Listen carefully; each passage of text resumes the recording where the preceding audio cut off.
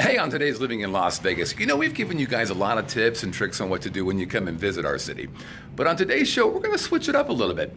Today, we're going to talk about the top 10 things never to do when you visit Las Vegas. Plus, we've got real quick stories, live chat questions, listener email, and of course, have a drink on me. This is the Living in Las Vegas podcast, Las Vegas, where if you find yourself at a show and there's somebody on the stage doing this kind of nonsense, well, you did not take our advice. Let's get started. That was subliminal.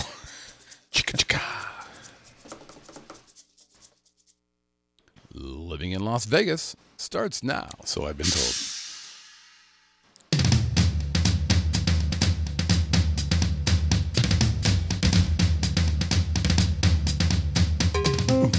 Ladies and gentlemen, boys and girls, welcome from Las Vegas, Nevada, that groovy little podcast that gives you a true first-person look into what it's like to call Sin City your home. The Living in Las Vegas podcast.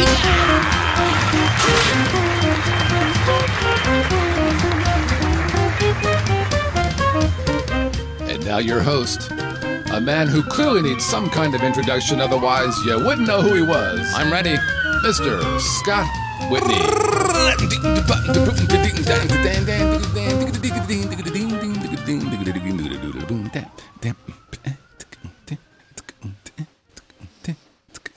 You're still going? White man can do it. Go. I can dribble a basketball. Go. Yes, I can. All right. Hey, everybody. Welcome I can't do anything to else, no. I work and I slave to get these people to play along with me, and I get nothing at all. Hey, welcome, everybody, to the Living in Las Vegas podcast on the Vegas Video Network. Oh, I'm so proud of you, because if you're listening or you're watching the show, you're watching the longest running podcast about Las Vegas that actually originates from, wait for it, Las Vegas. I couldn't think what it was. By the way, it's hosted by a couple groovy guys who've lived here for a collective 647 years. 425 years, which means, of course, if you're living in Las Vegas, we're going to be telling you what it's like to be on the Strip and the Fremont Street and the downtown and all that kind of stuff. You're going to be living here. You're going to be like, man, we're smarter people because of those two. And if you're a fan, if you like the Vegas, you come out here, you're about ready to get the greatest secret handshake in the entire world. Now, I am your humble host, Scott Whitney. Konnichiwa. Buenas noches. How you doing, hot stuff? I run the Vegas Video Network, which is why I drink. And the best part is excessively. I can't do it alone. No, it's very much like the Ron White, Dean Martin. It looks like I'm drinking, but it's actually just Coke and water. Yeah. It almost looks like beer in there. Yeah, not quite. Don't fuck up the illusion. Oh, sorry. Okay, we're going to talk about magic later, but I can't do it alone. No. When I think of this person, I touch myself. The Divinals. I don't even know what's happening to me. He goes by RQS. He goes by Drinky Pants. He's the managing partner of KSHP Radio. In other words, he's a professional fucking broadcaster, and a lot of this nonsense over here. This is Brett Grant, everybody. I've been fooling people for over 35 years. Well, not quite that long. Actually, this is rather interesting. Next month. Yes. September, correct? Yes. It'll be 25 years. Wow. Since I began working with the current company that I'm with and the partner. Who I started out as my boss, who was I petrified of. Then I became a manager, and then we became business partners and very good friends along the way. Do you think people are petrified of you now? Yeah, it's funny because I get that every once in a while from people in the office going, oh, we don't dare walk by your office. We might call you into the office. I'm like, really? Am I that petrified? You're like the principal. Yeah, when you get called into the office, you get called into the office. Mr. Jones, I'd like to speak to you. Fuck. Yeah. I don't want that. Actually, really. and here's the amazing thing about that. That in September of 1990, that was my very first full-time job in radio. Oh, no kidding. And I still work for the same man that hired me. Isn't that crazy? Now I work with him. That's pretty impressive. That's amazing. I mean, my other jobs in radio were all part-time jobs. I'll give that to you. Yeah. There it is. Hadn't thought of it that way before. I haven't done that. I don't like working in one place. Actually, I've been working for the same guy since '98. He'll be okay. Let's not again. He's a hillbilly. Let's not break the illusion. We're trying to keep the illusion intact. Okay, over under. We're going to go for a short show today. 46 minutes. We're going to 46 minutes. That's okay. Okay. I welcome all you guys to vote for the under because that's what we're doing. Let's get started with today's first and main topic.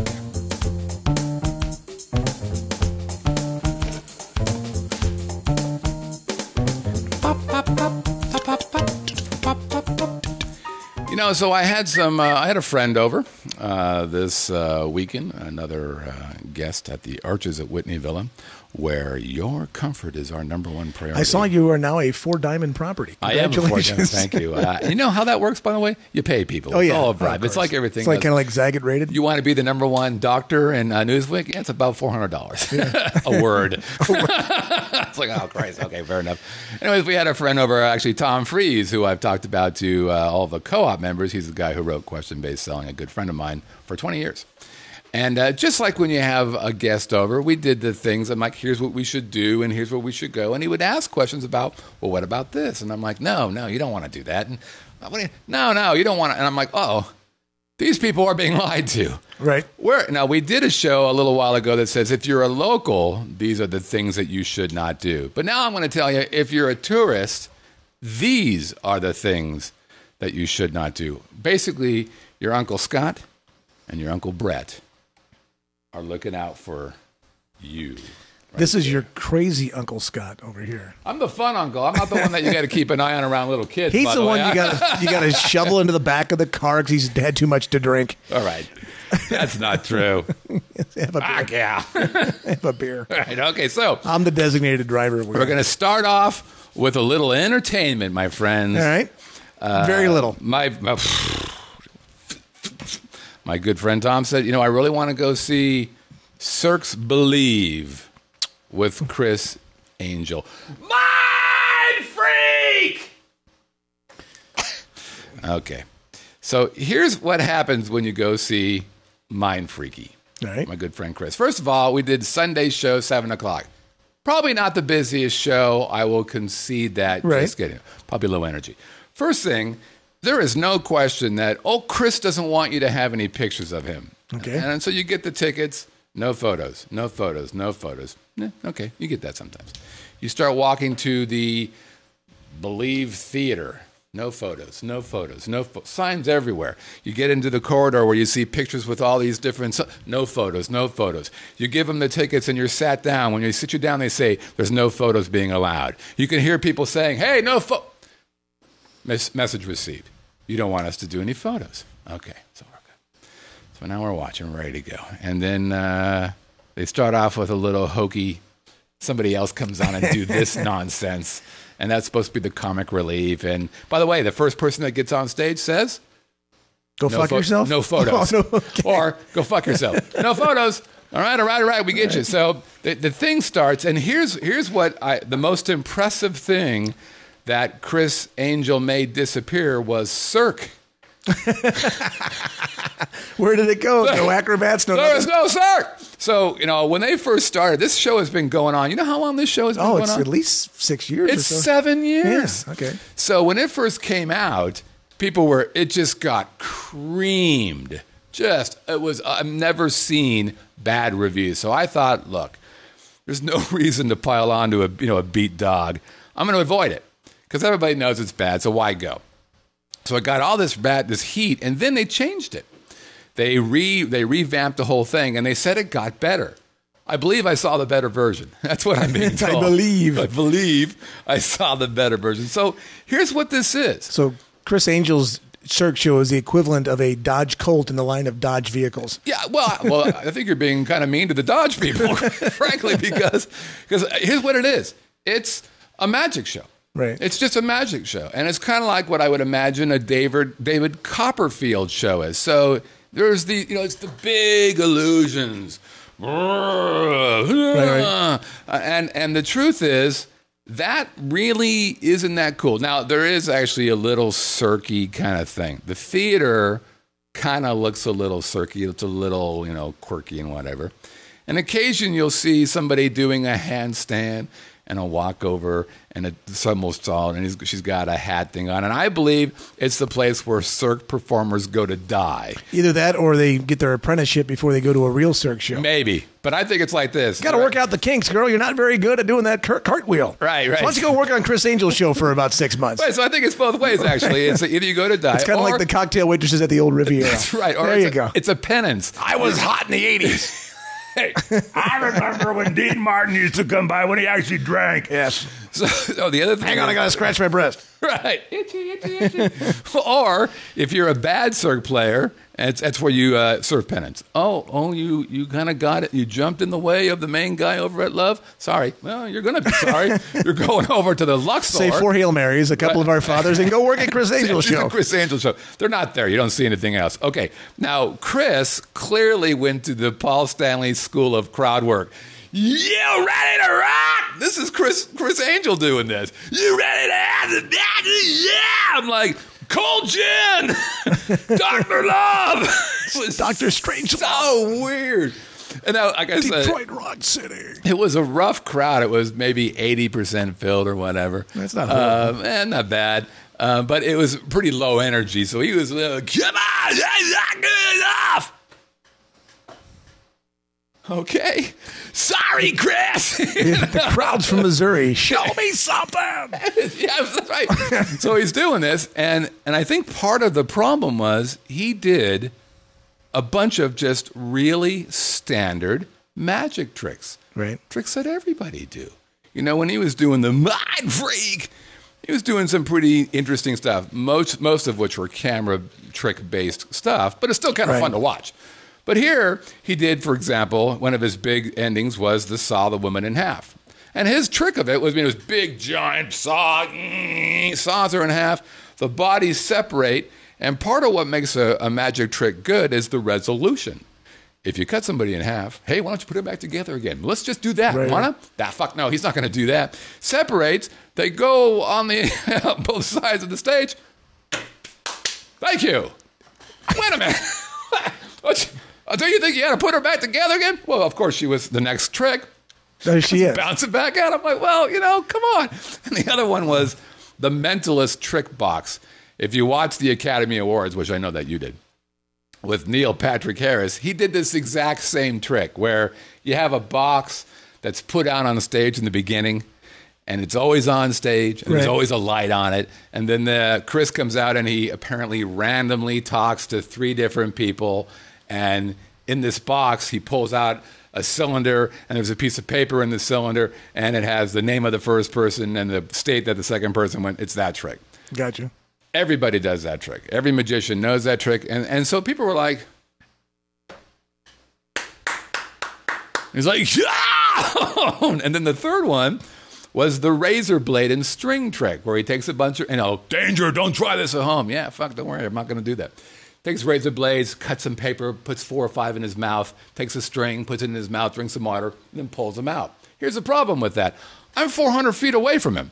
Right. Can't see this. Oh, wait a minute. There's a girl there who obviously went to the Blair Witch School of fucking Cinema, because she's, this shit, and it's up on a big screen, so I'm like, because you can't really tell what's going on. And so the great comparison of that is my friend Mike Hammer, who's down at Fremont Street at Four Queens. Hey, congratulations, you got the Four Seasons gig.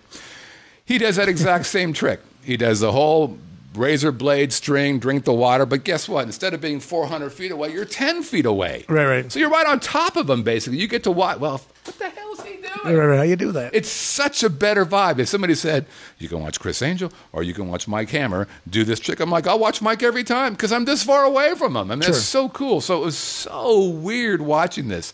And the other thing that really turned me off, are you familiar with the term called humble bragging? Yeah, sure. So he was the worst humble bragger I've ever said. He would say this: we've had more people watch our videos in all of Copperfields and Penn and Tellers and all these people, and I'm not bragging. I'm just thankful to all you for supporting me. Fuck, me. Are you out of your mind? Who needs to say? Actually, Tom was like, That seemed kind of like bragging to me.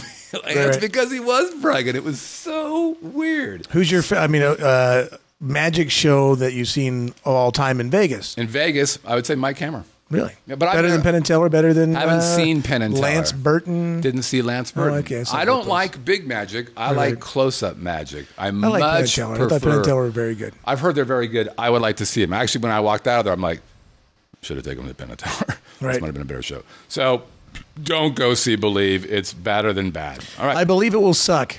I believe it will suck. All right. That's number one. The number two thing not to do is get long hauled on taxis. And look, and here's how you stop this. You come out and you say, I want to take the Swenson direction to my hotel. And they'll know, oh, this guy kind of knows. And the second thing you want to know is you should have the phone number of the taxi authority with you in the cab. Because if they make a right and they go on that tunnel, just loudly say, I'm calling up the taxi authority just so you know. And that's going to change everything, I can pretty much promise you. Is there an exception? As you're getting broadsided as he's turning around in the tunnel. Good, take it. Thank you. Thank you for the T-bone. So is there one exception? Yes. And that is if you're going to Mandalay Bay, it's actually shorter to take the tunnel as long as they don't get on the freeway. You can get on, do a quick 215 and get right off at Las Vegas Boulevard. If they go all around to 15 and then come back on Russell, you've been long hauled again. So don't let that happen. We just talked about that last week. Did you go do some research about it? Is that what you're doing? No, I just was thinking, you know what? Don't let it happen. This is something that, and it's still happening. Did you take a cab this weekend for some reason? No, but it's still happening a lot. I still get people saying, God damn it, I was long hauled and this is what happened. And actually, one of the people in the chat talked about this in their Have a Drink on me, and he actually has a story of what he did. It was pretty interesting that we'll bring up later. So number two, don't get long hauled. Number three, don't eat at a buffet. Ever. Because the vast majority of these buffets are shit. They're horrible. They either have no flavor or the wrong flavor. Flavor that you don't want. Now, are there exceptions to the rule? Yeah, sure, of course. When the Cosmo first opened, they had a place called Wicked Spoon. That was very, very good. It was easily the best, but it has since dropped off quite a bit. And now Caesars has one called Bacchanal. I think that's how you pronounce it.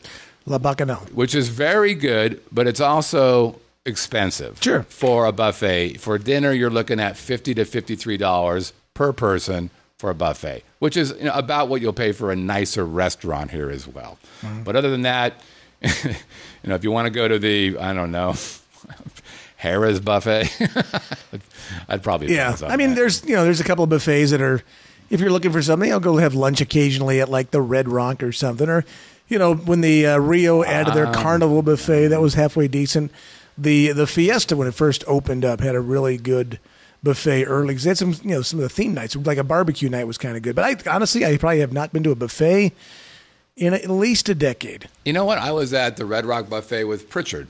Yeah. About 2 years ago, and it was a little better. Yeah. Not much.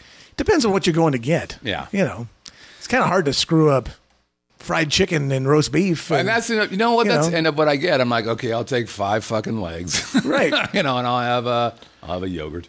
And maybe I'll have some watermelon. But why am I paying that much money for 5 legs, a watermelon, and some corn? Just go to KFC, get that for $5. What am I thinking? Right. All right. Number 4, don't try to walk the full length of the Strip, especially in August. Yeah, especially in the heat, in flip flops, or actually in any kind of shoe. The distance is a little misleading. It's very deceiving. Yeah, from Mandalay Bay to SLS, which is from Mandalay Bay basically to Sahara and the Strip, that's 3.88 miles, which is a nice drive, which means it's about 20 miles up and back, something like that. If you go from Mandalay Bay, don't push me on this, don't push me, I don't do math. If you go all the way to the Strat, you're at 4 miles. If you go just from Mandalay Bay to the Venetian, you're at 2.5 miles. It's a long walk. So here's what we used to do when we come here. We would pick a place to go in, let's say Bellagio. And they're all connected inside. Sure. So we just hang out inside. We occasionally go outside and go, oh, that's pretty. Mostly at night we would go outside because it's prettier to look at night. But then we would stay back, go in for a while, and then once we were done, you know what we did? We got a taxi. Right. We drove back. And we never thought, we're going to walk. I tell you what, my mom, who is now 80 years old, and they've come here as tourists many, many times. And back when they would come, my dad would be at conventions, and she'd be walking around with the group of ladies they came with. They would walk the Strip all the time, and they would just go shopping, and they'd walk from place to place to place. About a year or two ago, different story, we were doing a walking gourmet tour, and we used to go from the Palazzo across the street to the Mirage for the next stop on the tour, and we would walk. Yeah. Well, after I had a heavy-set lady, and it was July, and it was 110 degrees outside, nearly die on the walk over across the street, I'm thinking, we can't do this anymore because we are literally going to lose somebody crossing the damn street. Because it's not easy to cross the street. And Black Hawk down. but the other part that people don't realize, if you're at the entrance to a casino, and you're going to go into a restaurant in the casino or go to the show, there's probably another half a mile to a mile walking inside of each casino that you're doing. Because you're now at the valet, big deal. You're still walking to, you're sweating beads. And you got a lady who's 225 pounds, and she's going, oh, my God, and she's wearing high heels. This isn't good. She's not going to make it. Right, and if you're thinking, well, I'll use that pretty awesome monorail, awesome. It's a mile behind every casino. So to get to that thing, you're like, hey, are we here yet?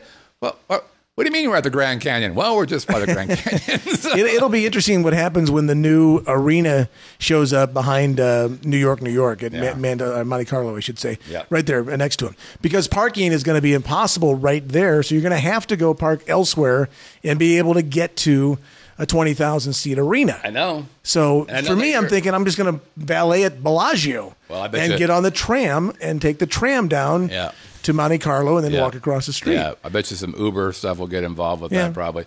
But or you park across the street, across the other side of the highway at Wild Wild West and have a hooker watch your car while you come across the way. I didn't know that. I'm parking at In-N-Out Burger. We're walking across the street. Where hookers watch your car for free. That's that problem I had with that place, whatever it's called now, on Sahara and the Strip, that place where they had the SLS. Thing. Across the street where they had that big... Yeah, the Brazilian Rio. Nowhere to park. I just think that's just a bad thing. Also, speaking of walking... Rock in Rio. We see this a lot, and that's jaywalking, and that's a good way to get killed. Yeah. And it happens a lot. And the truth is, people don't care if you are walking like that, so... be careful. And the other thing is, well, how about if I take a bike ride on the Strip? I when I first moved here, I rode a motorcycle on the Strip once. And it was a big motorcycle. And I said, that's enough. This doesn't feel great. And a guy on a bike got killed last week in front of TI. He got hit. He hit the windshield. Dead. On a motorcycle or a bicycle? Bicycle. There's obviously bicycle policemen. Yeah, up and down the street. Yeah, but they're actually walking. Aren't they usually driving on the sidewalk, which you're not allowed to do as practice? Right. But they're patrolling on the sidewalk. But driving a bike on the Strip, no thanks. Okay, number 5. When you're walking. Now, this doesn't happen to old people like me, but you're walking around the casino and somebody does these little slappy things. But they're not the porn cards. They're these VIP cards. Hey, ladies, come on over here. I got a couple of VIP cards for you. Get you straight to the front line. Hey, gentlemen, what are you guys doing tonight? You guys going to a club? What do you think about them? Yeah, a couple of VIP cards to get you right up front. Bullshit. You and 6,000 other people. Yeah, so here's what it does. What it does is it tells the club that guy got you in the line, so that guy gets a little juice. If you're an attractive woman, guess what? You're already a VIP. You're going to the front line anyways. You probably won't pay to get in. That's how it works. Or pay to drink. Look at women. Yeah. My daughter was like, she would come in like for bachelor parties. And she goes, Dad, it's kind of crazy that they let us in for free. Oh, yeah, that's real crazy. And we could drink all night without having to pay for it. Yep, that's fucking crazy as well. That's how it works here. Congratulations, you made your dad cry. Okay, stop talking to me anymore. So those VIP cards are complete. Oh, no, but these are VIP. No, they're not. They're just crap little cards. They're not even as entertaining as the porn slappers on the Strip. At least those have stars on breasts, which are kind of fun to look at. The VIP cards just make you feel like an idiot because you're like, hey, I'm a VIP. And the guy behind you is, well, fuck, so I'm a VIP too. Right. Oh, that's like we're all douchebags. Yeah, well, there you go. So don't do that. Number 6, don't try to hail a taxi on the Strip. It's illegal. It is. Well, you shouldn't be out there on the Strip anyway. And most of the guys that are in the cabs on the Strip, have got passengers already in there. Right. But you can't do it. It's illegal. And just think if it was legal, by the way. Could you imagine taxis stopping on the Strip? Yeah. we have enough problems on that little fairway anyways. And yeah, hop on in, come on in. No. So, but I see this all the time. But it's not like we're at Madison Avenue or Park Avenue where people are going to an office on the strip. Right. You know, if you're down there for business, you more than likely brought your car. If you're there for a tourist, you're not hailing a cab going, quick, get me down to the SLS. But how many times have you seen somebody try to hail a cab on the strip? I see it all the time. And then when I see... Well, you just don't know. But then I see this. Because they're like, why didn't you? Well, because that would happen if they did stop. Well, that was pretty impressive. And they get pissed off because they didn't stop. They can't stop. They're not allowed to stop. So I don't know that most people know that. Yeah, and that's why we're saying there you go. Don't get if you want a cab, you got to go into the hotel and get in the cab line at one of the hotels. That's right. Exactly. That's simple, and you'll get a cab very quickly. Number 9. But meanwhile, you got to walk 6 miles to get to the cab stand. Hey, but that's beside the point. Let's not worry about the facts. Okay, let's just get the worst. Okay. Number 9. There's a lot of timeshares here in Las Vegas. Some people don't know that, but there's quite a few of them here. That's number 8. Did you skip number 7? Did I? Oh, I did. Sorry, number 7. Thank you. And you went to 9 and started reading 8. Thank you. Number 7. Don't, if you can avoid it, drive in Las Vegas because they suck. No, I don't suck. I'm a very safe driver. I've been driving for many years and I've never been in an accident, but I've never seen more aggressive drivers here in Las Vegas. And I said before, they have dark windows. That gives them the secret stealth drivey thing. They can't see me, so I can do whatever I want. And they are dangerous, and there's people dying here every fucking day because they don't know how to drive. Well, especially if you think, well, let me just test it and test my capabilities. Oh, great. Go 15 north, right around Sahara. Where's Sahara in Charleston? I was on that on the way over here. Yeah, take that. Just know you got to go a little farther to Charleston and get to the Spaghetti Bowl. Yeah, but all the accidents. And you want a thrill ride? Forget the roller coaster at the. Yeah, no, I'm telling you, New York. You get, just before Sahara, 15 north, Sahara, Charleston, you're going to see an accident, or you're going to be an accident. Happens every single. It's kind of like day. If you want to go down to Prim and ride the roller coaster at Buffalo Bills. You're really messing with your life, if that's the case. Because you look at that thing and you're going, there's no way that thing is not falling over anytime soon, or me flying out of this car. Excuse me, sir. Same thing driving on the 15 around the Spaghetti Bowl. Excuse me, sir. Is that a bolt? Yeah. Any idea where that goes? Nope. No bolt. Doesn't belong in here. Well, we built this from IKEA, and sometimes we have extra bolts. What are you going to do? Just get out and shut the hell up. You're in Prim. What do you want? You have to be penalized for coming out here in the first place. All right, that was number 7. Number 8. Number 8 now is timeshares. So there are timeshares here, and the shtick for timeshares is always the same thing. By the way, I will say this. If you go and do our presentation, we'll give you a free show or a free day or 2 free days or 3 free days or whatever. And, most people don't want to do that. But I say, do it. You got 90 minutes. But here's the deal. It's 90 minutes. Tom had a great story this week, and he's like, he did one of these timeshare things. And they said, it's a 90-minute deal. I said, okay, 9 o'clock appointment. Shows up at 8:55. Checks in. Hi, this is Tom Freeze. I'm checking in for my 9 o'clock appointment. 9 o'clock starts. 9:05. Just making sure you guys know I'm here for my 9 o'clock. 9:08. Bobby comes in. Hey, hello, Mr. and Mrs. Freeze. How are you? Come on in. Great to have you here. They go sit down, and before they say anything, Tom says, "Hey, Bobby, just want to make sure. How long is this presentation?" It's 90 minutes, sir. Great. And from the time the appointment starts, 9 o'clock, right? Yeah. Great, sounds good. Let's go. I do this, saying this, turning this, and then Laura, his wife, is doing most of the answering. Yeah. At 10:25, Tom's kind of looking at 10:30. He goes, "Hey, Bobby, could you check your watch? What time is it?" "Well, it's 10:30. Laura, get the kids." And they walked out. Right. And they got their shit. You don't have to feel pressure to these guys what happens is they play on you being polite. Sure. And that's not polite to keep you late. Get your stuff, get the hell out. You spent 90 minutes. It's an easy free trip. It's an easy free show. It's an easy free whatever. I kind of think it's fun. Okay. Number 9. This is for men particularly, and this is a real problem. And the real problem is pickpocketers here in Las Vegas. Every magic show does it. Chris Angel did it. He pickpocketed somebody who came up. My camera does it.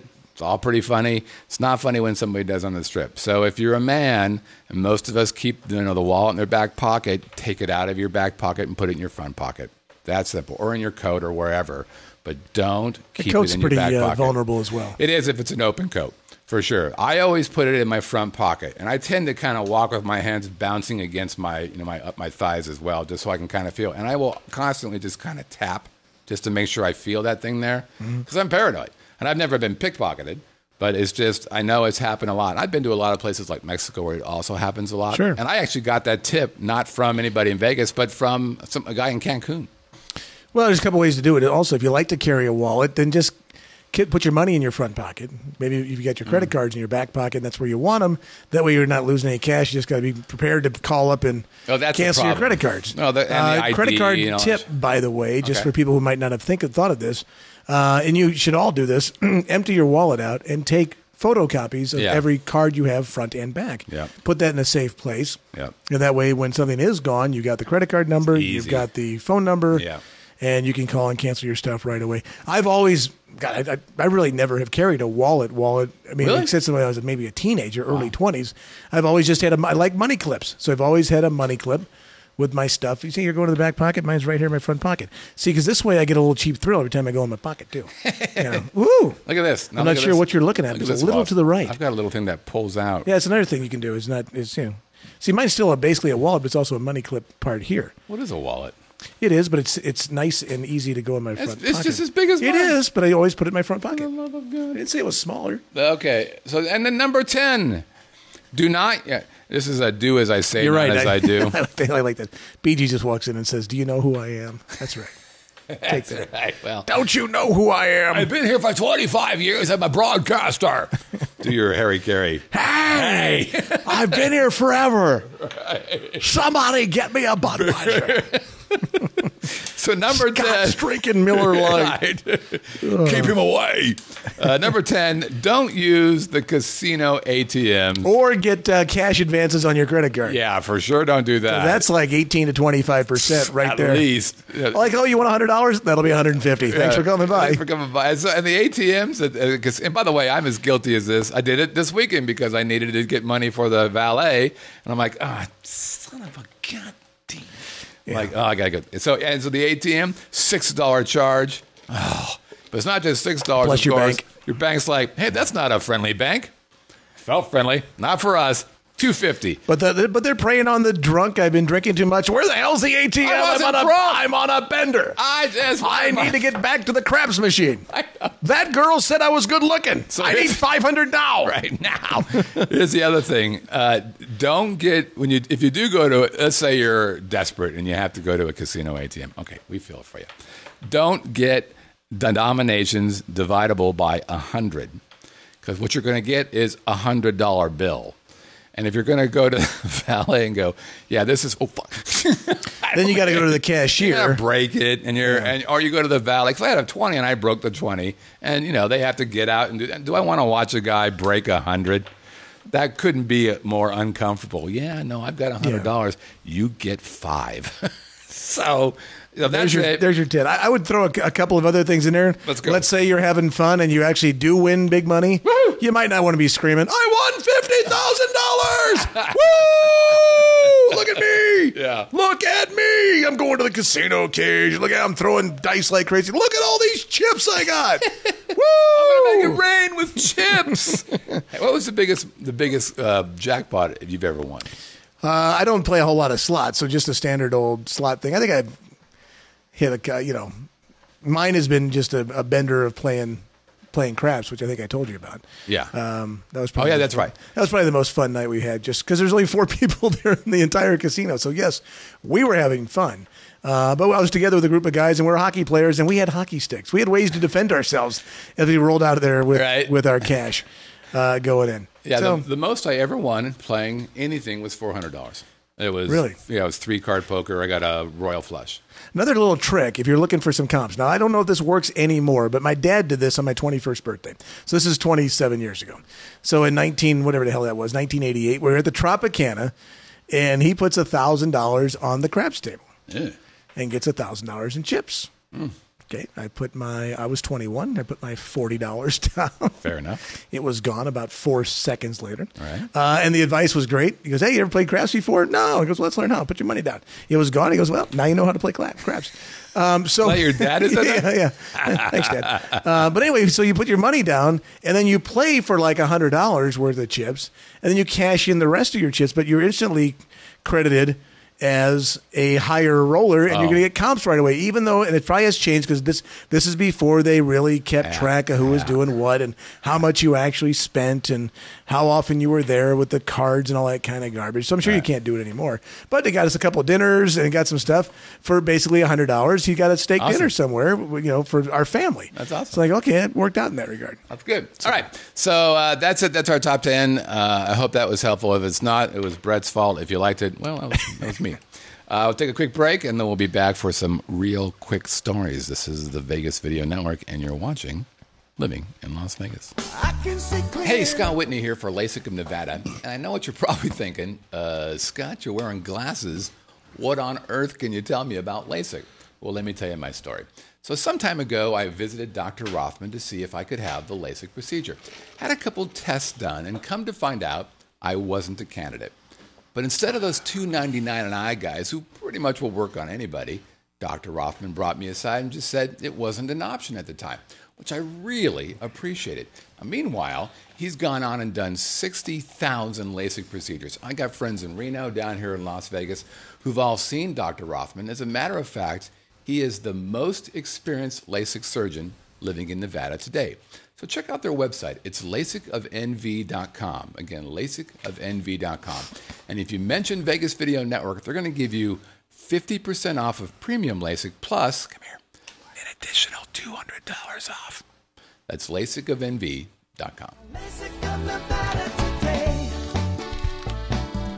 And we are back to the Living in Las Vegas podcast here on the Vegas Video Network. I'm Scott Whitney.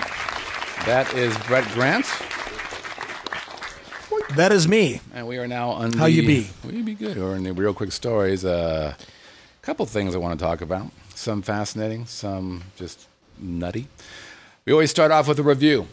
Ooh, and I can start with my dinner. This review, was it good? White Castle? No, the food was fine. But I must tell you, the quickness of which the food came was not. It was, a couple double cheeseburgers and a Coke. And they're that big. Actually, it's an iced tea. Right, and I'm not exaggerating. It was not very crowded. It was about 6 o'clock. Yeah. There's maybe 40, 50 customers, but it wasn't like the line was... 40, 50 customers? Well, they were already eating. Jesus Christ. Okay, but meanwhile, there's 15 people working in the back, and they are all working in slow motion. Nice. I'm used to a White Castle where you're flipping the boom. You're flipping, and you're putting the boom, and the pickles go on real fast, and the cheese goes on fast. Right. These people are like... There's one. Then somebody ordered without onions. So it's scrape, scrape, scrape, scrape, scrape, scrape, scrape. Oh, I missed one. Scrape, scrape. Okay, good. There's one. It just took forever. So there you go. Well, I think White Castle is literally the devil personified. It's some of the nastiest crap I've ever eaten in my life. And and every time we go into St. Louis, Melissa's like, "Oh, we got to go to White Castle." It's a tradition. I'm like, Jesus Christ, man, this place is like poison. I eat it and go, oh. Of course. Forget it. So first of all, I want to congratulate Christina V., a longtime viewer and listener of the Living in Las Vegas show. She just had a new baby. Oh, congratulations. She sent us a picture of her belly. We saw the baby before it being born. Oh, that's right. Yes, it was hiding. It was listening under her skin. Listening to the Jazzathon. Yeah. So it's a much happier baby than it normally would be. We'll find out. It comes out going... And funny, the baby came out going... Right. It's a douchebag, and then he had nothing to do with me. Baby Incredible is the nickname for the child. Baby Incredible. Yeah, and Baby Awesome is her first kid. Okay. Baby Incredible is the second one. She's the sweetest gal, so congratulations to her and Bradley. Yay, congrats. And all that good stuff. So last night, or last show, I mentioned David Perico. Okay. If you remember, I said I went to the UFC game, fight, and the reason why I went to that place is because right after there was some live music I wanted to see, and it was David Perico's band. And I had said, I said some stuff about his crowd, and that the crowd was X the first set, and it was reduced the second set. And I said, I think it may have something to do with the fact that he's got great talent, more talent than probably anybody else on the stage, but there's not a lot going on. It's not a lot of entertainment. And so he heard about that, and he was not happy. Really? He was not. Who did he hear about it from? Who's the narc? Me. Yeah. Okay. You told him. You called him. Well, so I didn't call him, but I know he follows the Twitter and all that kind of stuff. Oh, okay. And I was complimenting him. I said, "This is one of the best bands in the world." I said, "Maybe it's entertainment." Oh no, he didn't like that. Oh, so now he's not going to like this either, is he? Well, we'll see. So he says, first he calls me garbage, or he calls the comment garbage. Okay. And he does a tweet, and I get alerted on the tweet, and I'm like, oh, this is interesting. And he had deleted the tweet before I could read it, so I couldn't write it. But he texted me. Okay. And here's Dave's text. Scott, you ignorant slut. Right. It was kind of like that, except for not that part. He goes, Red Rock decided to put up a black curtain last week, cutting off our show. And as I mentioned that, they had that black curtain between the bar and that room to prevent people from watching the UFC fights during the fight, right? So it totally cut off the casino and the bar. We've been playing there since January, playing to packed houses. This last week was the worst due to the black curtain in the wall. Get your facts straight before you blab garbage. Okay. So I went, ow. Well, but you're talking about your experience. Yeah, well. The curtain is not anything that you to worry about. That's his issue. You went to go see the show.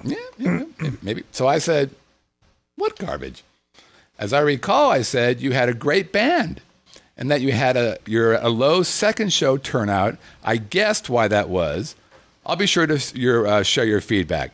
And then I remember I said I compared him to Zoe Bowie, who has, I said, less talent on the stage. Right, you did. But more of a show. He goes, Zoe Bowie suffered the same the night before, low numbers.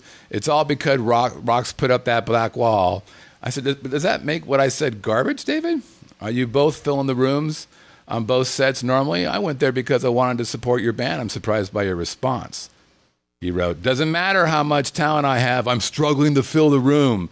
But Zoe is a showman, that's why he's better. That's what you said. It's inaccurate regardless. Let's see what I said. And he does music for Alice, and he's just all over the place. And it was an interesting show. This is they brought strings into this band. Arguably some of the most talented people here, but man, I think he's having a hard time drawing. They had 2 sets. First set, people were dancing. It was a decent crowd. Second set, not half the people there. And it's a good indication of something like this versus, for example, the Zoe Bowie. The talent of Zoe Bowie band, which is good, is not obviously the same as this, but they packed that place, and it's about showmanship. And you can have great talent, but if you're not doing a great show, I think you're going to struggle here in Las Vegas. I think you're going to struggle, is what I said. So I didn't know for sure. I thought my comments were very astute. Which were? What were your comments? That was it. Yeah. Right there. So, I didn't say anything. Right. And so I said, okay, so I checked it. Thanks and for then I'm stepping like, on my okay, joke. so here's what I said. I said, well, let me reach out to Chris. Let me find out what the fuck's going on. So I reached out to Chris, Zoe Bowie. I'm like, hey, how's things going? I hear you're getting a lot of heat because of this black wall thing. And Perico said that it was causing problems for him and you. Is it a problem? And Chris said, nope. Not really. He said, I appreciate what you said about me. And he said, yeah, just to to be honest, we have felt a very slight degree of change in our show, but not really. And yes, I like to catch up with drinks or whatever. So here's what I was surprised by all this. Dave has always been real nice to me. I've always been real nice to Dave, and he fucking jumped in my shit because I expressed an opinion. Here's why I think this happens sometimes. There are people who write about all the music guys here who are sycophants. They everything is great and everything's fine, and they're best friends, and they're not really providing any kind of real feedback on this or criticism. Yeah, and I'm like, look, I wanted to watch the band, and I watched half the people leave, and here's the thing that's interesting. Well, let me ask you a question. Mm-hmm. Do most people that are sitting around, first set is after the UFC? So what time is that first set? Oh, it was 11. Okay, so after the first set's over, second set, midnight? 11 or 12, yeah. People leaving, going home, going to do something different? Here's the problem. How long does the average person, I'm just asking out of ignorance, I don't know. How long Yeah. does the average person sit and listen to a band or dance? Well, I mean, if it's me, I'm 2 songs and I'm tired and I'm going home. Well, so he says he's packed it. I've been to many Zoe Bowie shows where it was standing room. I mean, by the way, it's also a different seating. In Zoe Bowie's, there is no seats. Everybody is standing in front of the stage, so it's packed. And his is seats: 2 people here, 3 people here, 2 people here, 4 people here. So in and of itself, it's less people than Chris's show. But here's where I think the logic may be challenged, and that is, if the black curtain was the cause of the problem, and I'm not saying it's not, but if it was, they had a decent filled room in the first set. So the black curtain didn't stop that. They left after the first set. Now, you could say, well, maybe they were there because of the UFC thing, and that's not how it worked. Okay. After the UFC fight, everybody was out. Right. It took them Clear about the room. It took them about an hour to set up for the band. Now I hung out in the room, just kind of looking around and talking to people and whatever. But everybody was gone, so there was no residual from the UFC fight that filled Except that for first you. group. Except for me, if it wasn't for me, it'd be even less.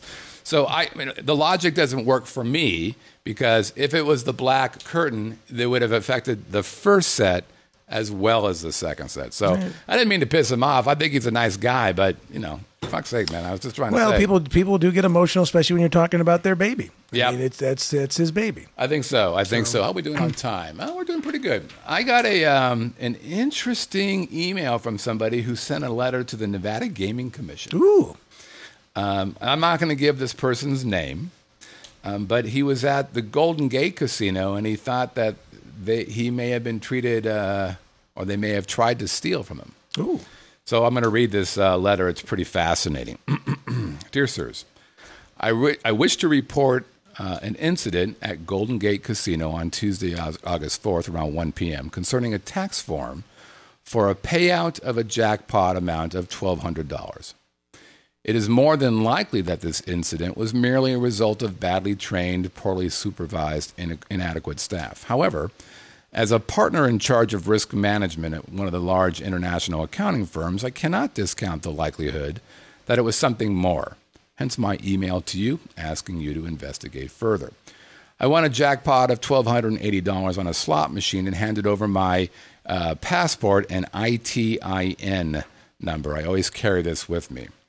It's kind of like a number that says Social Security number. Yeah, and it basically says you don't get to keep taxes on me. I get all the money, and I'm responsible for my own taxes, is what that basically is. I'm a UK citizen, not a US resident. After a while processing my data, the casino employee told me I needed to complete a W-9 rather than a W-8 BEN, as their system could not accept my ITIN. When I questioned this, they told me that they could do nothing as their manager was not contactable. And if I needed to question it further, I should come back the following day when, if sorted, I could complete the proper paperwork for my tax status and be paid the amount withheld, which is $384. I told them that, as a short-term visitor to Las Vegas, I couldn't return the following day, but I was willing to stay on the Fremont for a little while until they can contact somebody with authority. I returned 2 hours later to the Golden Gate and was told they could not sort the problem as the system kept telling them they needed something else, quote. I asked them exactly what they meant by, quote, something else, but no one could tell me. They just kept repeating this phrase. By now I had spoken to 3 separate casino employees. I explained that I had won jackpots at three other casinos on the Strip earlier this week and had no problems. I kept all my 1082-S documents and asked if I brought these, would it help with whatever problems they said they were having. I was told that it would have no effect and that they were unable to pay me. I asked to speak to the ultimate manager in the casino and was told someone would come down. I also stated that if I knew my paperwork was in order, if they refused to pay me gross, I would consider this theft by the casino and instruct my lawyer to start legal proceedings. 5 minutes later, after I made this statement, an employee came to see me and handed me the withdrawal tax amount with no explanation and no apology. No manager came to see me. Also, I was not asked to re-sign any IRS documents. I asked what the problem was and was told that the original employee had taken my details and entered my name incorrectly. Yeah. Last name first and vice versa. Although when I looked at the 1042S, I was given the name was entered correctly. Subsequently, I looked at the 1042S I was given. I noted that they had entered my ITIN number incorrectly.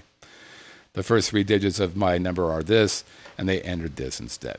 As I stated originally, this is likely the result of incompetence, nothing more. However, there are enough red flags as enumerated above or below, which means I suggest you investigate to see if the staff were trying to withhold the taxes from me without paying the IRS. Interesting. Yeah. But if you did put in that number incorrectly, you would hit a snag, would you not? Well, so the implication that he's... Oh, actually, hold on. Let me see what he had as second part of that. What do you say? Here are the things. So the vague statement about needing something, the lack of putting me in contact with a manager, the explanation given that my name was entered incorrectly when it wasn't, the incorrect ITIN number put in, the speed of the payment after I told them I would sue them, and was not asked to resign anything because of the mistake they said they made. So all those things in his mind say this doesn't make any sense. Now, I don't know about the ITN number or ITIN number and how that works or what that means. And if that was, in fact, put in after the fact, it feels like that was, I think he feels like that was put in after the fact. Oh, I got you. After he finally said, I'm going to sue you, they're like, oh, shit, let's get this Give the done. guy his money. And then clearly they did. As a matter of fact, clearly they did that. Because my belief is if they punched in the ITN number and checked it, it wouldn't have come back correct. It would have said that's right. So it was entered incorrectly. They didn't do that. They would point. have had to skip that point. Right? So that's interesting. I'll be interested to see if he gets any feedback on that. And then finally, do you have a CCW? I do not. I've always thought about getting a CCW. I just haven't had time to go out and do the class that you need to do. And that's what stopped me. You really got to give up a Saturday or what? Give up a day. Right. And I thought about doing. I just thought, it's not so much that I want to carry a gun, but I just thought it'd be interesting just to see what it's like. And so I have a gun. Yeah. I carry it around. The good thing about Las Vegas is you can have open carry, so you can still carry it around occasionally.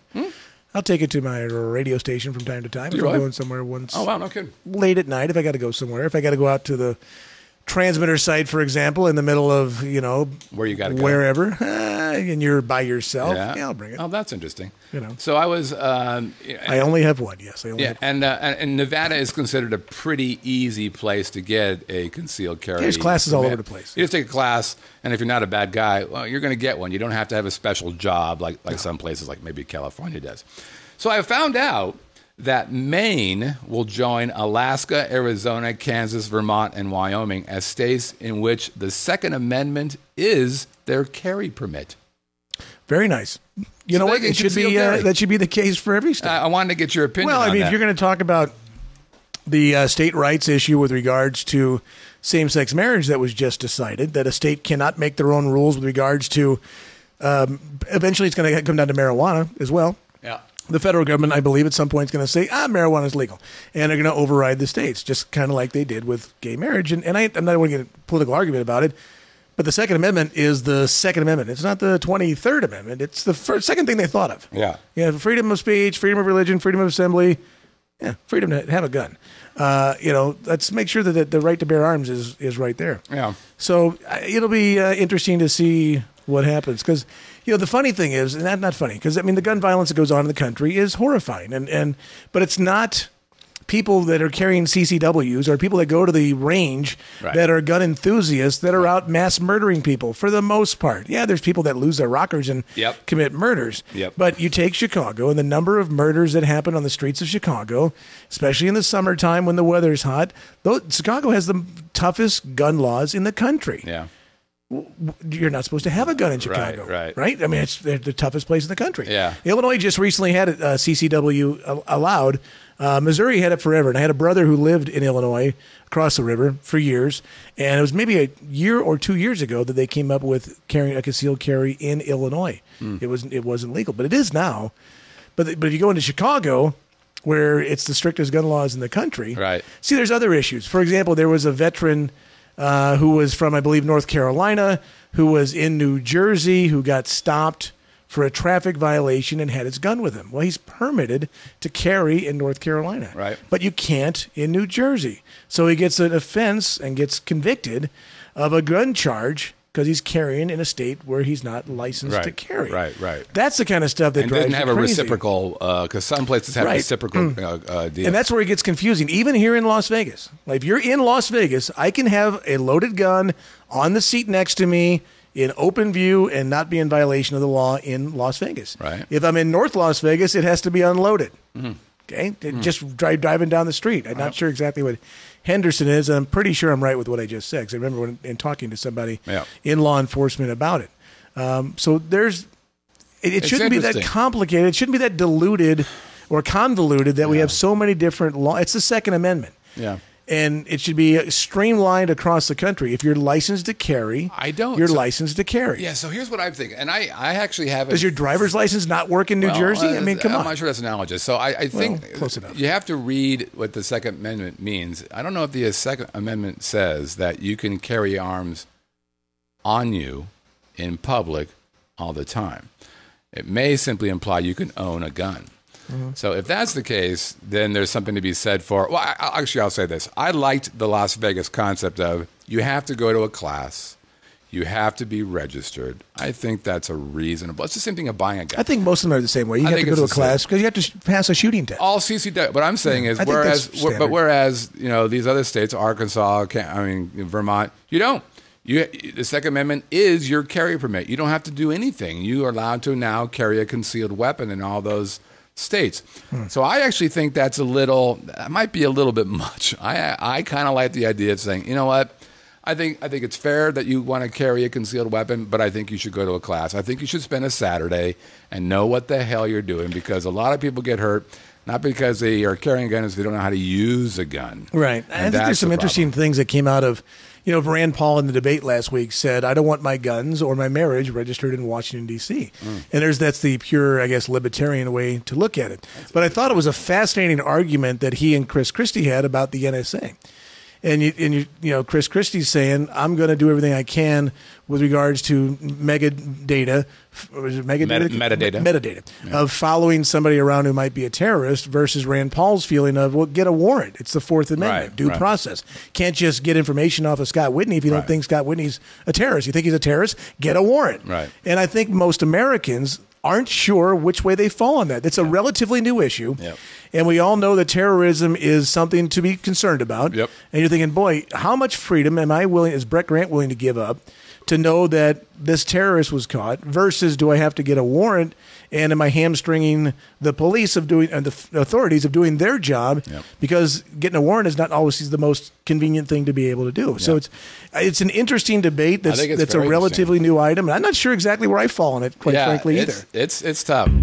All right, chat questions, baby. It's chat potpourri, and I'm going to skip that first review. We'll get to that another time. So here's our first question from Mike Q.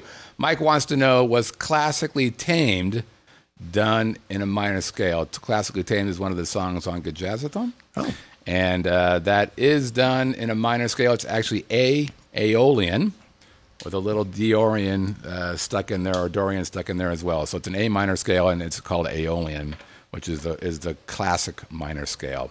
But it actually changes keys a couple of times if you listen to this song. Number 2, Danny, is there anywhere you can drive in Vegas and not hit road construction? Clearly, Danny is frustrated as a local driving through Vegas. And I will tell you, my commute to and from work has no construction.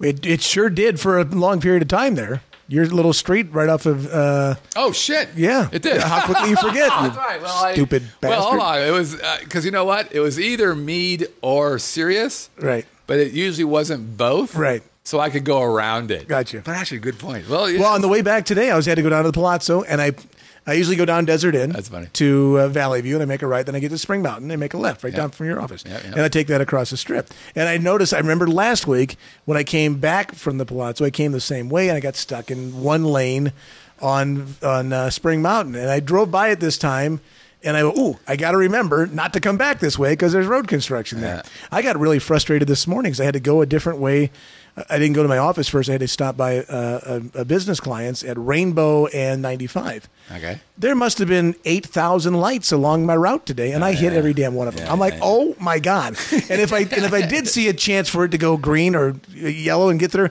somebody pulled in front of me was going 4 miles an hour. Right. I'm like, get the hell out of the way. There's a friend of mine who writes a blog. We might have talked about this before. A guy named Nolan Dalla. He writes today about the 10 things that everybody should learn in school. One of them is the proper way to drive on the road. Yeah. The left lane's for passing, the right lane's not for passing. Yeah. Merge, let people merge on the road. If you're in the right lane, scoot your fucking ass over and let somebody merge, right? You don't stay in the right lane while grandma's afraid to accelerate and merge, right? Because guess what? The merge lane ends. And they're freaking out because you're being an asshole and not moving over. You know, and it's just that kind of stuff. It's just, it does. It's common decency, common sense. Silly stuff like that. Like the people at Ferguson, again, 2 nights ago, when they're out there blocking off the interstate, I'm thinking to myself, you're blocking off the interstate. I know I did that. First of all, I'm going to roll down my window for a second and say, hop on board. Because unless you're in front of me, we're going to keep on going. So get out of the way. You're not blocking the highway. There's places to peacefully assemble. Yeah. And there's places that just aren't safe. How the hell did you bring Ferguson into this? Because it just happened again. It's I know, the 1 year we're anniversary. asking, I know what it is, but we're asking Right. about Road construction. Road construction. What's road issues? It's road rage. Okay. That's called a tangent. Flamingo, yes, I know. Flamingo has a lot of that going on in Spring Mountain. Okay, so I'm sorry, Danny, that you... Yeah, Spring Mountain's been chunked up for a while. And I'm also sorry that Brett actually called me a liar in front of all you people. I did? You said, I was you right said there was all kinds of traffic. I'm like, nah, that was... Oh, shit. You're right. I don't think the road construction is too bad in Las Vegas. Here's what I would say. Flamingo, they're getting ready to tear up because they're going to add tear the hell out of it, yeah. So keep that in mind. It's going to be torn up for a good year. For a year, yeah. I believe that we all decide to be happy. And, and so I'm just not going to let road construction bother me. All right, airport limbo. How do I find out when TV shows are filmed in Vegas, and how do I get to see the tapings? Like Penn and Teller's Fool Us, so you think you can dance. Okay, so first of all, airport limbo. So you can think you can dance? Oh, for the love of God. We are going to have to ban you from the live chat if you want to go see So You Think You Can Dance. Please don't do that. Please don't go. What I would do is I would go to the Facebook page of all those shows. Every show has a Facebook page, and trust me, they want people to be there. And so more times than not, they'll be announcing that kind of stuff on there. Also, you'll also see that kind of stuff on a lot of the Las Vegas Facebook pages for entertainers and actors because they want fillers, basically. And it's the same kind of a thing. So you'll see people say, hey, we're doing a shoot, we're doing a video shoot, we're doing a show, we're doing a talk show, whatever. Probably Craigslist has got that kind of information too. Craigslist in the tickets area does that, and in announcements areas. Those are the places that I would probably go. If it's a real big deal, then the paper would have some information about it as well. Yep. So. Yeah, like Wheel of Fortune has done some stuff here at, I think it was Palazzo or Venetian or one of those guys. And that was all announced that way too. Mike Q wants to know, during tax season, do you only have to file federal taxes? Well, we don't have state taxes, so if you want to fill out the Nevada state tax form, you'd have to create it first, Mike. Yeah, so it's just federal taxes. I'll tell you what, brother. I'm sure if you wrote a check to the Treasury, they would cash it. They say you might get a personal note from Governor Sandoval saying thank you very much. So for in the answer check. to your question, no, you don't have to. And I tell you, that's what I say. You move from California to here, you just got yourself an 8 to 10% increase in your value because you're not paying state income taxes. One of 5 states that has that, besides Florida, Texas, and 2 other ones that nobody cares about. Man, that was a lot of work. Yeah, I think I know what that means. It's the latest song. Oh, it's the new one. I gotta get used to it. Have a beverage with me.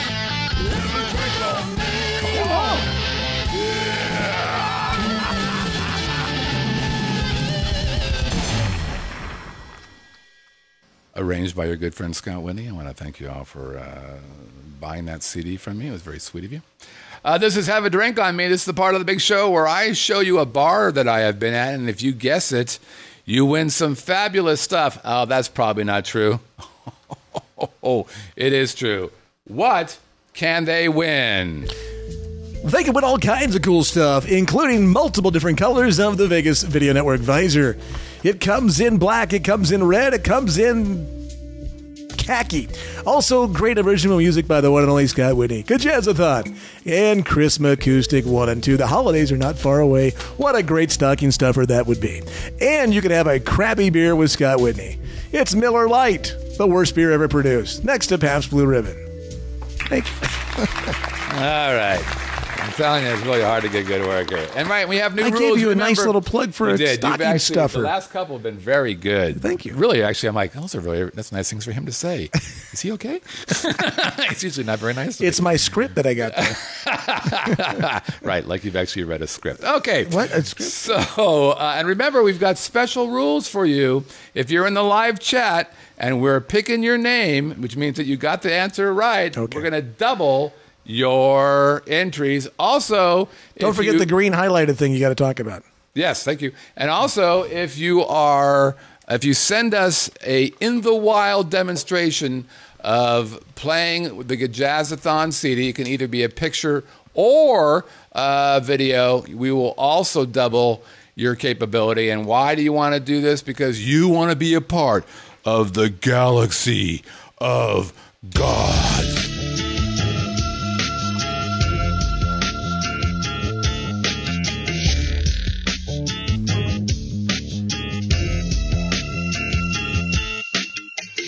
There it is. That was pretty good. Huh? AARP. I love that shirt. What a great shirt. Okay, back to it. Now, before we get started, I made a mistake. Last week I meant to do this, and I didn't. Pops, when he won a couple weeks ago, he requested that I sign the Jazzathon CD. Oh, okay. He also requested, I'm still trying to figure this out, that you sign it as well. Me? Yep. Uh-oh. Did you take up all the space? There's nowhere for me to sign it? No, so this is a brand new shrink-wrapped Jazzathon CD. Well, yeah, you got to... Got to open it up. Stand by. I saw a shirt over the weekend. It didn't say legalize marijuana. It said legalize marinara. I thought that was very funny. Marinara. Like that's just quick. By the way, another tip. Remember Very I told nice. you about you can go to Capo's and get 50% off at Capo's on Monday nights. It's only if you eat at the bar. It's not if you eat at the table. Okay. Super important. So here you are, Pops. I hope you're watching. You're going to actually see this happen. You have video proof that we're going to be signing this CD for you. All right, I will start. You'll start by christening. I christen the sleuth. Now, would you like me to sign on this big blank area here? Or on the actual CD? CD? Or on the actual CD. Which would you like, Pops? All right, well, he says, sweet, awesome guys. Pops also wants your Visa PIN number. Oh, who wouldn't? That's a good one there. And if you want $5, you're welcome to it. So what do you want, Pops? I'll give you 3 minutes to tell me. 3 minutes. I'll give you 30 seconds. Nah. I'll give you 10 seconds to tell me. Otherwise, we're going to go on the big area. And actually, we'll go on the CD. Pops wants you to on the CD. On the CD? Here we go. Question mark. Well, he's got a question mark. Well, what does that mean? Well, we're doing it on the CD. That's okay, like, so here can we go. we do it? Oh, yeah. Watch. Ready? Here we go. Ooh. We are both left-handed. There's mine. Look out. I'm knocking stuff over here. And here comes Mine is pure 100% Brett's. chicken scratch. Do I want to write it over the Funkadjazzasaurus? Just put it over the Mexican dish? I'll go down the corner here. I don't want to smear yours. This is the lefty syndrome. Keep it off mine. Right? This is the lefty I syndrome. wouldn't mind not fucking up mine. That'd be great. I've never, ever had anybody else sign one of my CDs. This is love, my friends. This is it? That's it. It's on there. I have a terrible signature. There it is. But you can recognize the B. That's nice. That's all you got. That's all you got. So let me have this before you put the cap on. Oh, what's not on it entirely? I'm going to write over here. Let's see. Thanks for the memories. Playing along. Can't read it, but that's what it says. Okay, thanks for playing along. All right. There you go. El Capo. Thank you. El Capo. This will be worth huge. As a matter Danny, of fact, my signature is horrible. I tell you what I would do if I were you, Pops, is I would reach out to Danny and ask her how much can you get for this on eBay. If she can do like she can for a couple of Raggedy Ann dolls, this might be worth $3.25. Yeah. So let me put this over for Pops. Okay. All right, let's look at last week's Have a Drink on Me. And again, reminder to send your answer to Have a Drink at VegasVideoNetwork.com. Again, Have a Drink at VegasVideoNetwork.com. Here's last week's Have a Drink on Me. I love the first clue. The first clue for the new one or for that last one? For that one. Oh, for that one. Yeah, the first clue is that's the Rush Lounge. It's the Rush Lounge. And we're gonna kind of mix it up. It's the Rush Lounge. That's what it is. And it's surprising that if we give that clue every week, people don't get it. Yeah. I don't understand what you people are thinking. But you were perfecto here. Yeah, it was a good crowd. We had 17 of 17, an unusual 100%er. Let's go through the folks who are smarter than everybody else in the room. Let us begin. Jim Shupinko from California. I don't believe Jim is in the live chat. Again, if you're in the live chat and you have a correct answer, we double your entries. Aaron Perry. I know Aaron's not in there, but what are you doing right there? I'm writing the people that I know are in the live chat, so when you say their name, I'm just going to be ahead of you. Attaboy. That's good. Aaron's playing it smart. Aaron's got the husband and also playing, so they're getting their own kind of double. Monica Fagan, that's Binky. Let's get Binky in there. We know Binky is in there. Let me double check to make sure she hasn't left because we're not going to have that. No, she's still there. Atta girl. There you go, Bink. Binky's there. Doop. So she's in. Mark Stillerman, Tuck 78. Let's see if Tuck's still. There's Tucker. Tuck, of course, is a brand new Las Vegan. For like 10 days. Yep, he's learned many things from us. He's learned what not to do. He's also learned what to do because of us. That's cool. I'm surprised he hasn't sent us a check for something. Scott Van Vliet. I used to say Fleet. Wrong. Scott Van Vliet. He's also Kid Dakota. Let's see if he's in there. Sometimes he is. Not today. Okay. Scott says, I've been busy with work, but I've been watching the show on iTunes and love the show. Thank you very much, Mr. Scott. Appreciate it. Matt Easton. He mentioned, remember we talked last week about volunteer places? Right. He mentioned junior achievement. For what I wanted to do is kind of teach people how to be more business savvy and all that kind of stuff. That was pretty good. I actually have another recommendation of that coming up later. So that's Mark Easton. Thanks, Mark. Steve I, the rockin' guy. We know Steve's in there. And Steve, of course, writes, living in Las Vegas is where I get my Vegas fix every week. Yeah! Who wants to rock? Chris Angel. Steve does, apparently. Carol McNennis from the UK. She's not in there, of course, but she has taken on Danny's piece a little bit. I got a couple poems coming my way. Carol's poem goes like this. Roses are red, violets are blue. I'm groveling to Scott, so how did I do? You're good enough for one. Okay, so we can't. Come on. Just because you're right. I mean, like, the rules are the rules. I understand. They change every week. All she has to do is get a Jazzathon CD. She could even listen to it on Spotify. Take a picture of it and go like this. I'll double her entries. All right. That's how I play. Eric Hansen, Airport Limbo. We know Eric's in there. Now, Eric said that I missed his entry last week. And I looked, and my assumption is it probably was hit by a spam. Oh, you know what? Were you trying to sell Viagra? Because that would have stopped it. I don't need Viagra. I'm hung like a chicklet. I don't need that. You got him in there? I did. All right, Andy from New Hampshire. Andy says, great show. We got a lot of nice great show comments from last week, by the way. That was very nice. What did we do last week? Hard to say. I don't really pay attention. I make it up about a minute before, and then we go. And Chris Scott. Chris is from the UK. I'm meeting Chris for his Haddam win. He won a little while ago. I'm meeting him on the 24th. Make sure you let your wife know where you're going. And he's hoping to win the red visor for his wife, which is very sweet. Okay, now we've got some printed material here. All right, here we go. First one. We had no entry from. Oh, yeah, maybe you did. Okay, so Brian Leach, is Brian in? I thought I saw Brian in there. Yep, Brian's in there, and Brian has a. Let me see. He has a taxi story. Why don't you read that? A taxi story. Hi, Scott and Brett. Great topic on last week's show. The segment on taxis really hits home. RQS, 5 or 6 years ago, taking a taxi from McCarran to the Treasure Island. The driver takes a right-hand turn out of the airport and heads for the tunnel. My girlfriend and I know right away we're getting long-hauled. Say, hey, where's the Vaseline? No, that was my embellishment there. My girlfriend asked me loudly so the driver can hear her, where is he taking us? I said, he's heading for the freeway. He's going to long haul us. My girlfriend asked me, do you still have that phone number for the NV Taxi Cab Authority? There you go. I said, yes, I have it on my cell phone. The douchebag driver said, oh, yes, thank you very much. Looks back at us over his right shoulder and says, don't worry, I'll only charge you $17.50 for the ride. When we got to the Treasure Island, the meter read $25.75. Tomahawk said no. That was the last time we took a taxi from the airport. We took an SUV or a town car now. We take an SUV or town car now. He says, F the taxis in Las Vegas. Viva Uber! Uber! And the answer to last week's Adam is the Rush Lounge at the Golden Nugget. Viva la Uber. All right. So there you go. Good story. And what we talked about before. Tell them you're going to rub them up. Okay, next up is Gene. Gene, the pop machine. We know Gene's in there. Already filled out. Here's what Gene writes. That one's been done. Here's what Gene writes. Oh my gosh. Were you sick this week, Gene? It's very short. Sure, right.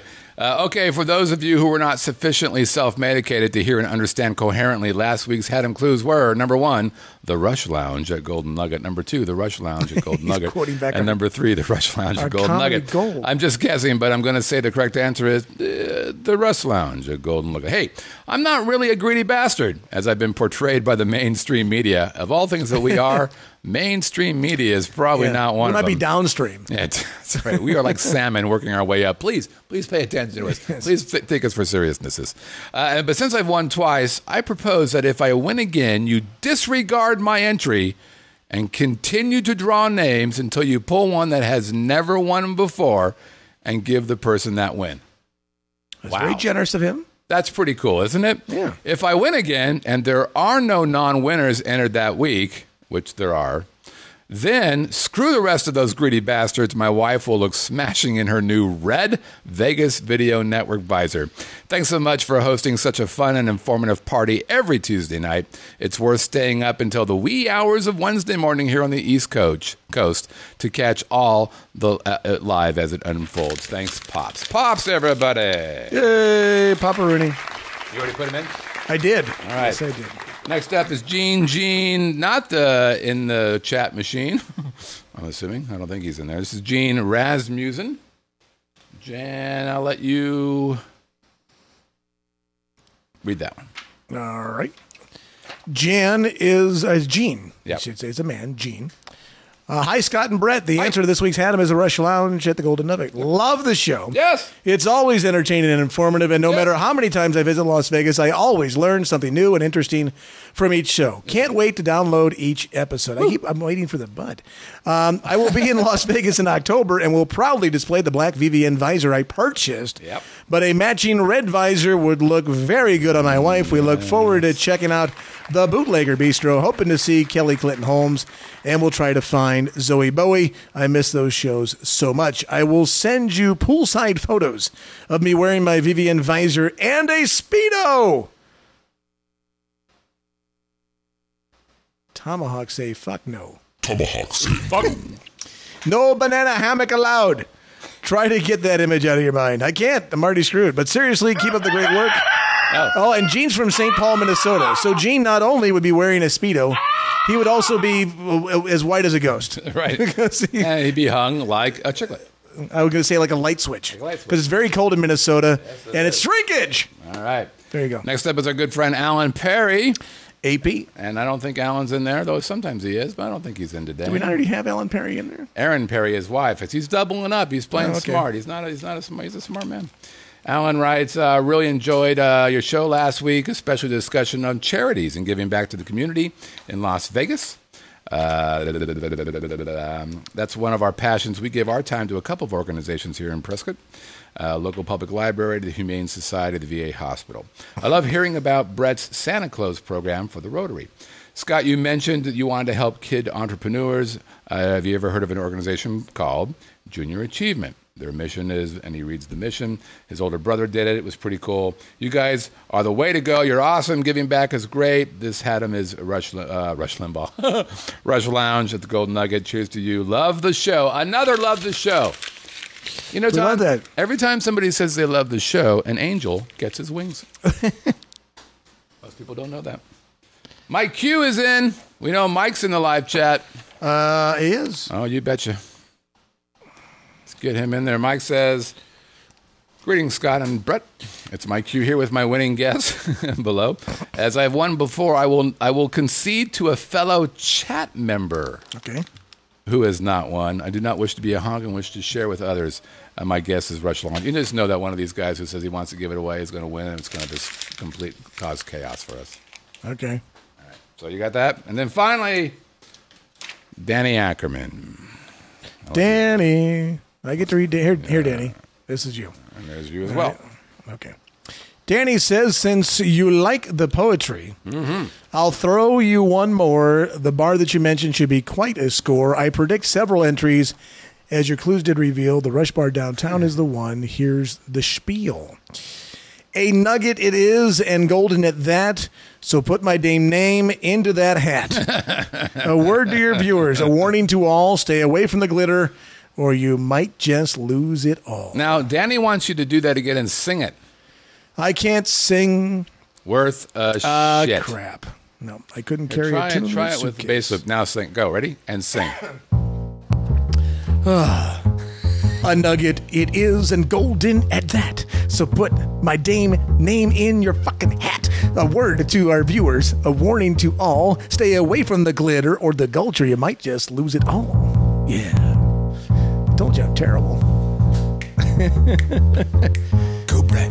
Yeah, I can't sing. RQS. That's not good. I just Drinky pants. Drinky pants, everybody. Tomahawk say no. You're killing me, Smalls. All right. All right. All right, that's it. That's it? We're ready for a winner? Yep. And again, the winner was the Rush Lounge, for those who are wondering. And here we go. I'm going to mix it all. Stir it up. Little Darlin', stir it up. Name that band. Little Darlin', stir it up. Boy, that's a good question. Stir it up. All right, boy. We were talking before the show, the most overrated great band of all time. Great meaning a band that is highly revered, but yet we might believe to be overrated. Right. You know, I tend to think some of these bands that have stuck around for 50 years, you forget how great they were back when they first started. I concur. They can go there. I think the consensus, though, has been, I'm to the Bay City Rollers. SATURDAY. UB40. I think you're going with the Grateful Dead has been maybe the best choice. All right, the winner is a name written down by Scott Whitney. Okay. So not. But is it a double or just a single? This is a single. Okay, there we go. Nice. It is Mr. Alan Perry. Oh! Mr. Alan Perry. Oh, very good. Proving there is a God for Alan. I actually told Alan last week, I'm like, hell, man, you've been playing along. I'll meet you for a drink anyways. Because, you're pretty hip cat. But you have to go Dutch if he didn't win. Alan is I bet you'll be pretty happy. Alan's going to win a visor or a CD or a drink on me. Congratulations, Alan. Go, Alan. Okay, yay! Let's look at the latest Have a Drink on Me. And it is this. Boink. There it is. I do like the counter there, the bar counter. Very nice counter. One of the nicest. It's not a very large bar. It is not. No. But it is a good bar. It is. Okay, so here is our 3 clues for this Have a Drink on Me entry. Number 1. I like your second clue. For math fans, its name is dividable by both 2 and 5. For math fans, the name is dividable by both 2 and 5. Number 2. It would be a great bar to find Bo Derek. Ooh. Oh. Is Dudley Moore around? Because he would just ruin it for you. No, he's not. Yeah. It would be a great bar to find Ms. Bo Derek. And then clue number 3, it's not owned by a, quote, ruby, but something similar to another stone. Again, math fans divided by 2 and 5. Be a great bar for Bo Derek, and it's not really a Ruby-owned property. Melissa's photobombing you back there. As Jackie says, it looks like she's growing out of your left shoulder. She is photobombing. And if you know this property, you're going to send the email to where? Have a drink at VegasVideoNetwork.com. That is have a drink at VegasVideoNetwork.com. And that's the end of our show. Oh. Now we're going to end it. Wow. That's nice. Nice, easy to go. promise next week we'll do some listener emails. Hey, if Fair you, enough. if you guys want to reach out to us, we would love for you to reach out to us because we're that way. Send an email to honorq@livinginlv.com. Again, honorq@livinginlv.com. You can leave us a voicemail on our website. It's like magic, except for the crappy, "Are you guys ready?" shit that you get from Chris Angel. Here's what you do. You go to our homepage, see that little red tab on the right side? You click it, and the little thing pops up. You click that little green button, and guess what happens? You're magically leaving a voicemail. Hey, you can check us out on iTunes, and if you do, please leave us a 5-star review, either audio or video. If you're on YouTube, thumbs up, share it, and you can find us, of course, on Roku with over 31,000 downloads of our channel. We're on Stitcher, TuneIn, Chromecast, everywhere. Apple TV, Google TV, Fire TV, Vegas Video Network. We're on your Facebook, and we're on your Twitter. I'm your host, Scott Whitney. Thanks, everybody, for playing along. Next week's show, by the way, is going to be nuts. Many people don't know this, but back in the early 2000s, I approached some strip properties with a show idea that they accepted, but it didn't come to fruition. And I'm going to explain the idea of the show and why it didn't. Has it been done since by somebody else? No, it has not. Ooh, so it's still a possibility. Well, nope. Oh, okay. And I'll explain why it's not a possibility on next week's show. That should Because you don't want to do it anymore. Nope. That wasn't it either. Oh, okay. Powers that be suggested that it not be done. Okay, that's all I'm this going is to say. very interesting. Thanks for that little nugget now. That's pretty cool. All right, I'm Scott. That's Brett. Thanks, everybody, for playing along. We'll see you guys next Bye, week. everybody.